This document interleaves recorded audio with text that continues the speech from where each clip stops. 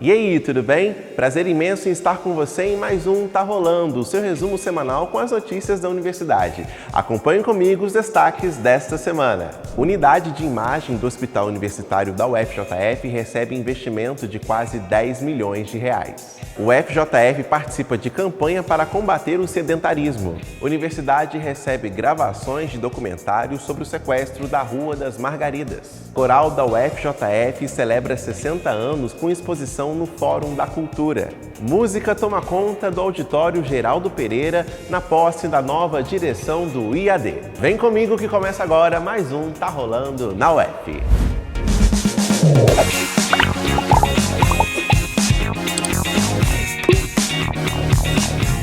A gente começa o Tá Rolando com uma ótima notícia para os usuários do SUS. O Hospital Universitário da UFJF adquiriu novos equipamentos para a unidade de diagnóstico por imagem. Eu fui até lá e te mostro como foi.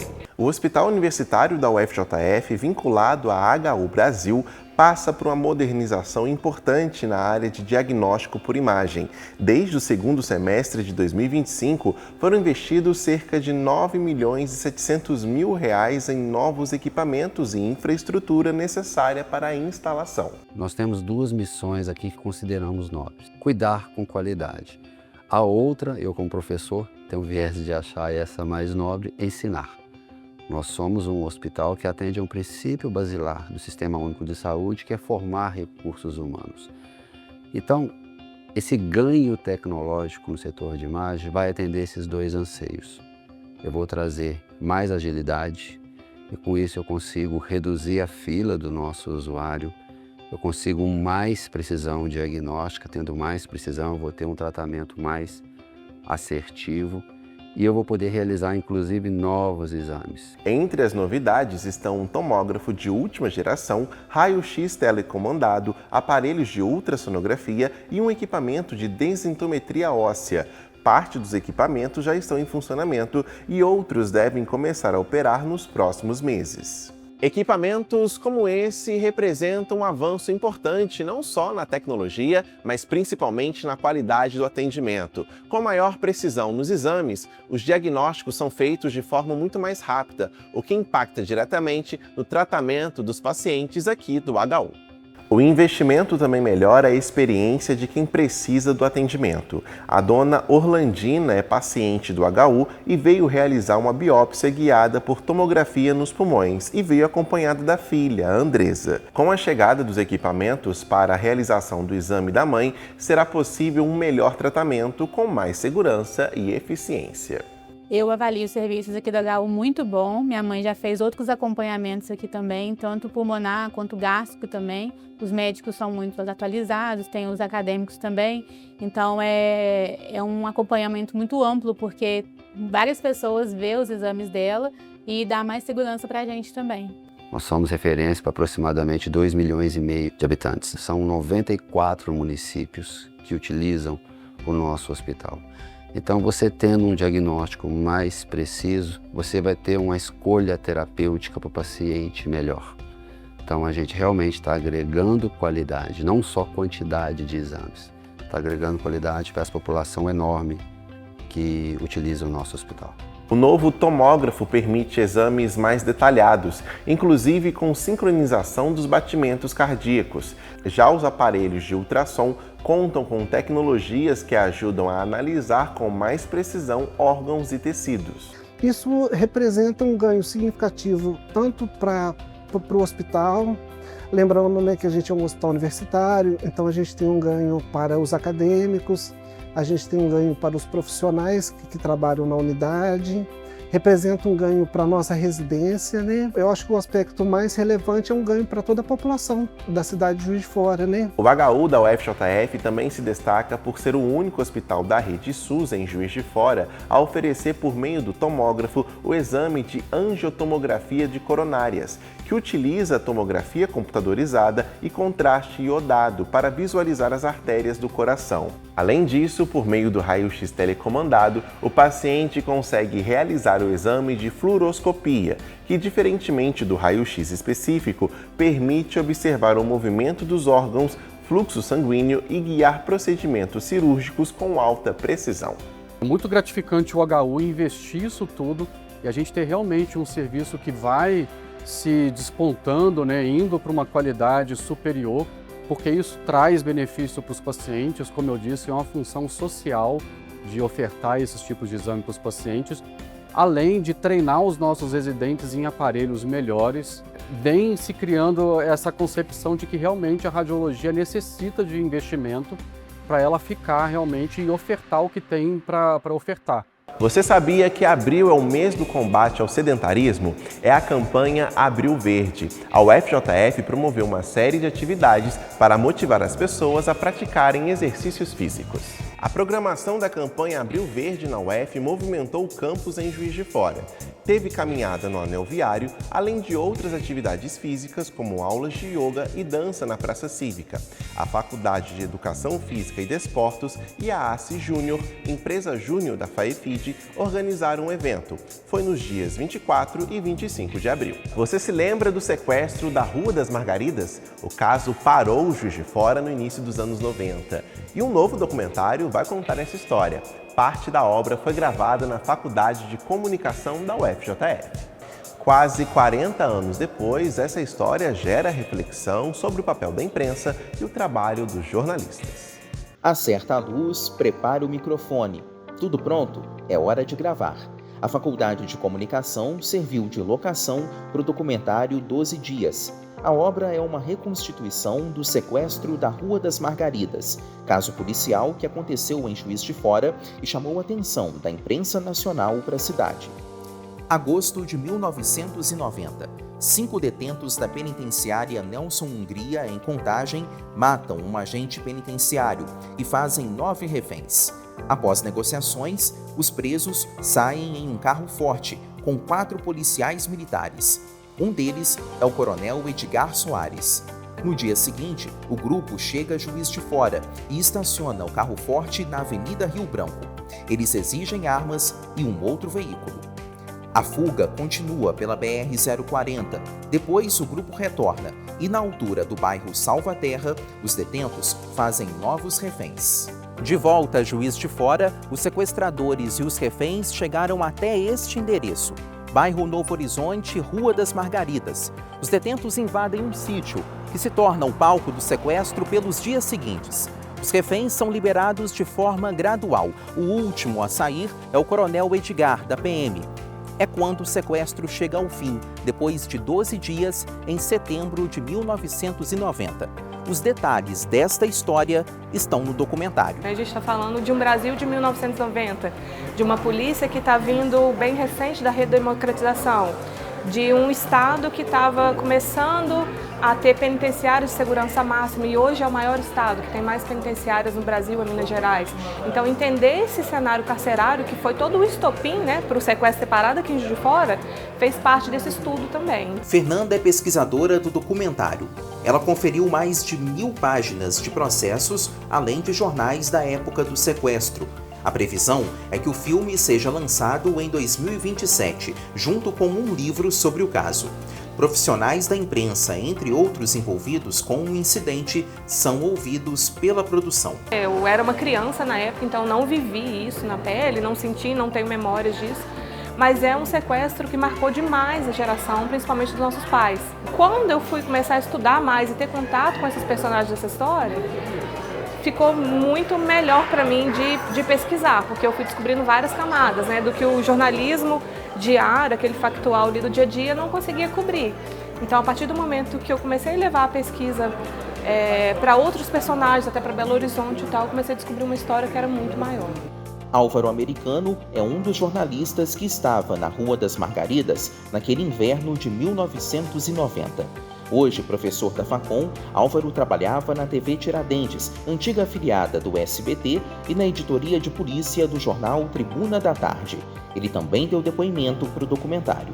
Aquele sequestro foi um evento muito diferente de tudo que a polícia daqui já tinha vivido, muito diferente provavelmente do que qualquer polícia do Brasil tivesse vivido.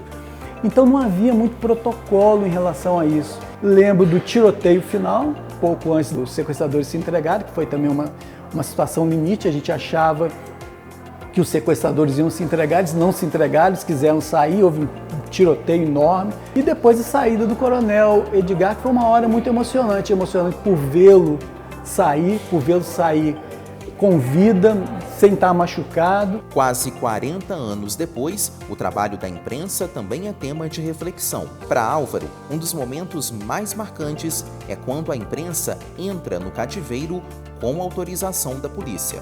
Aí nós entramos, ficamos ali dentro daquela casa durante algum tempo, fizemos uma entrevista que foi, eu sempre falo que foi uma decisão muito errada nossa, que a gente podia ter tido violência, podia ter tido sequestrado algum de nós lá, podia ter acontecido um monte de coisa diferente. Para o diretor de 12 dias, gravar na Facom também é um reencontro com a própria trajetória. Estou tendo a oportunidade não só de estar gravando no ambiente que eu me formei, mas também de estar conversando com ex-professores que, além de terem sido testemunhas oculares, né, do fato, foram também responsáveis pela minha formação enquanto jornalista, enquanto profissional mesmo, né, documentarista. Eu acho que trazer isso para uma abordagem de documentário, onde você tem 1h30, você poder abordar outras questões que na época não foram possíveis, acho que é daí que vem a importância de contar a história desse sequestro. Na avaliação de Álvaro Americano, essa história é também sobre o papel do jornalismo.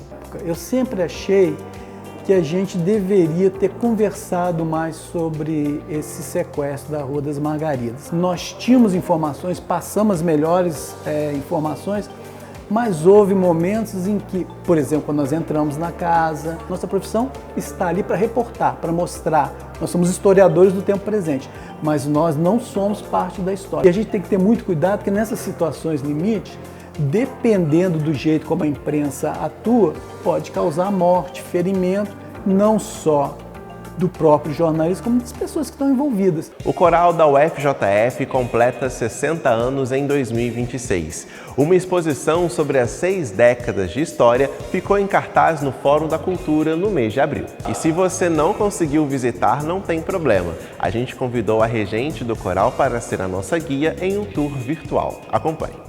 Olá, gente, eu sou Ana Suquita, regente do Coral da UFJF, e queria convidar vocês para vir ver a mostra Coral da UFJF 60 anos. Aqui na mostra você vai encontrar fotos, registros, né, de todos os períodos que o coral passou desde o seu começo. A gente tem, né, imagens dos períodos dos primeiros regentes do coro, passando por todos os períodos em que a gente passou, desde o começo até os períodos mais recentes, registros de espetáculos, registros de apresentações ordinárias, extraordinárias. A gente tem registros de manuscritos das partituras que a gente já teve. Tem muita coisa interessante. A gente tem também figurinos que já foram utilizados em alguns dos espetáculos. A gente tem também parte do cenário que foi utilizado em alguns desses espetáculos.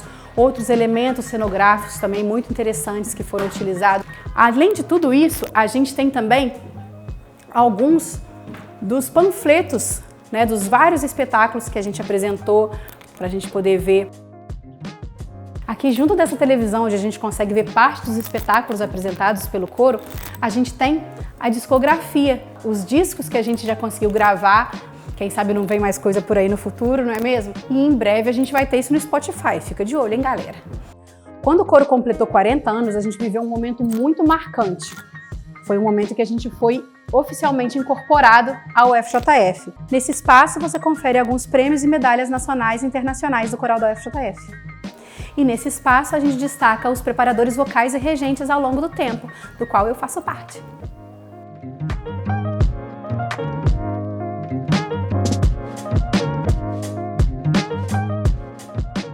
Então é isso, gente. Espero que vocês tenham gostado. Não deixem de seguir o coral da UFJF nas redes sociais, porque esse ano é um ano de festa e a gente tem muito ainda para comemorar. Tchau, tchau! A nova equipe de direção do IAD tomou posse no dia 23 de abril. Foi uma noite de muita música no Auditório Geraldo Pereira. A nossa equipe acompanhou. O Instituto de Artes Design está sob nova direção. A professora Raquel Rohr e o professor Wilstermann Sotani tomaram posse como diretora e vice-diretor do IAD. E numa cerimônia do IAD não podia faltar a arte, né? Com apresentações musicais do coro acadêmico, da Orquestra Acadêmica da UFJF e também do trio Arcos de Minas.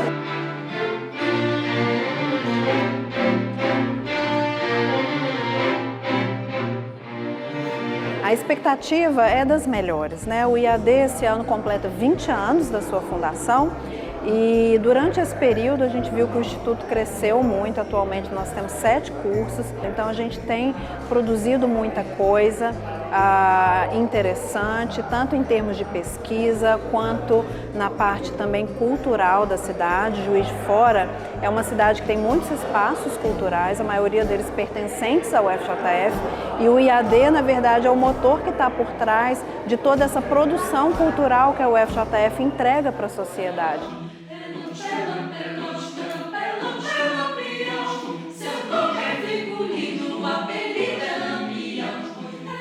A linguagem que eu escolhi para trabalhar realmente é a linguagem musical. Então, apesar disso, aqui o Instituto ele é plural, tem outras linguagens acontecendo e então eu tenho que aprender e conseguir dialogar com essas outras linguagens também. Essa é a minha expectativa.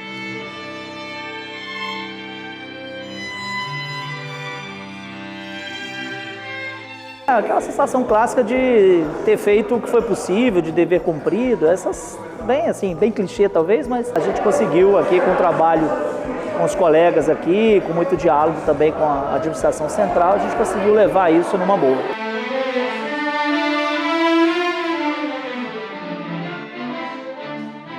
É um momento de celebração. E por que é um momento de celebração? Porque é um momento onde nós vamos compartilhar por 4 anos com a gestão que foi legitimamente e democraticamente escolhida. Então, é uma celebração à democracia. E um aspecto que a gente sempre coloca nesse momento é o compromisso da administração com a unidade acadêmica, aqui não estou falando do Instituto de Arte e Design, para que juntos a gente possa pensar estratégias de potencializar cada vez mais o Instituto.